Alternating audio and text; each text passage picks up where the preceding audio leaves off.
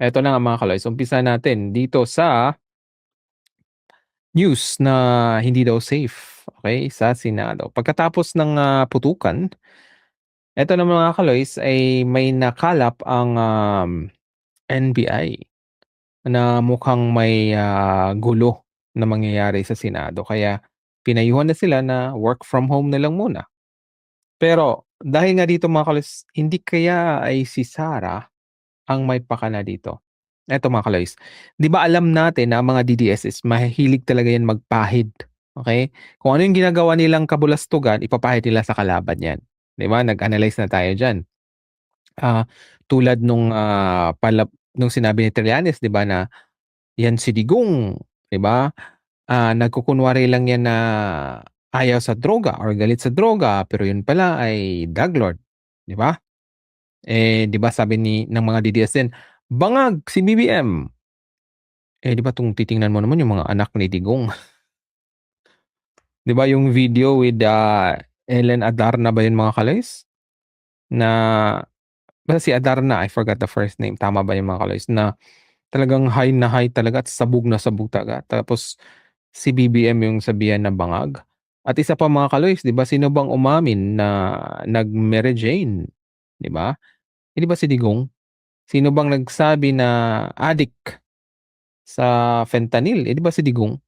Tapos ngayon si BBM yung sabihin niyo na bangag, right? At eto naman si Sarah, gano'n din 'di ba, mahilig magpahid ng mga ginagawa nila sa kalaban. So, alam na natin yung kanilang modus, alam na natin ang kanilang style. 'Yan si Ellen Adarna nga, 'di ba may video 'yan lumabas. Sabi ng mga DDS, "AI 'yan." Bago pa yung AI, lumabas na 'yan.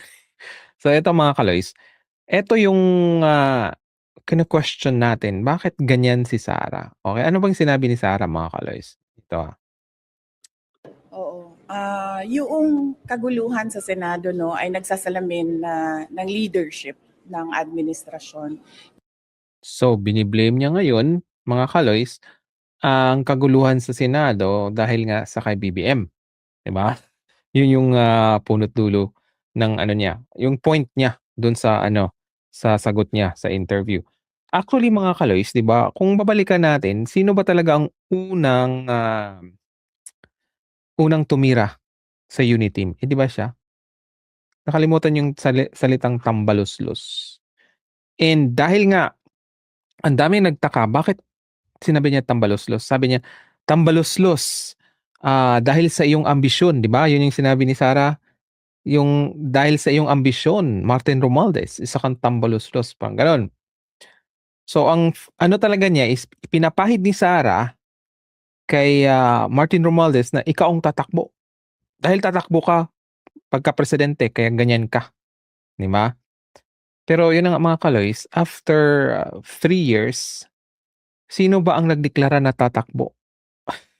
'Di ba si Sarah, right? See, pinapahid niya sa kalaban yung kung ano siya. And yun na nga mga kaloy, si Martin Romualdez nga, kung gahaman siya, 'di ba, sa kapangyarihan, bakit bumaba siya bilang ano, speaker, 'di ba? Tingnan mo si Cayetano, kapit-tuko pa rin, right? So, alam na natin yung style ni Sara. Ngayon, dahil nga nagkagulo sa Senado, pinapahid niya kay BBM. In the first place, 'di ba? Bulag ba si Sara? Sino ba ang nagbitbit kay Bato kaya nagkaroon ng putukan, nagkagulo? 'Di ba yung kampo mo, Sara, right? Sino ba yung ano, nagpupumilit na sila pa rin ang majority, 'di ba kampo mo, Sara, right? At dahil nga sa'yo na ayaw mong sagutin, 'di ba, nabago yung definition ng forthwith. 'Di ba, ang simple lang naman, eh.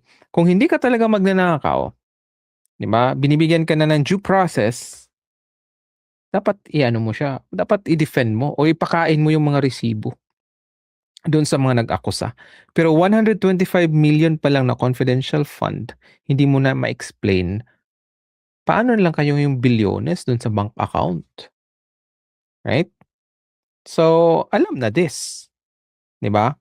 Pero, yun na nga sabi ng NBI, mas mainam na po na maging safe. So, hindi natin alam talaga mga kalods kung ano pa talagang gagawin, baka mayroong biglang, 'di ba? bubulaga sa ating mga senador, 'di ba?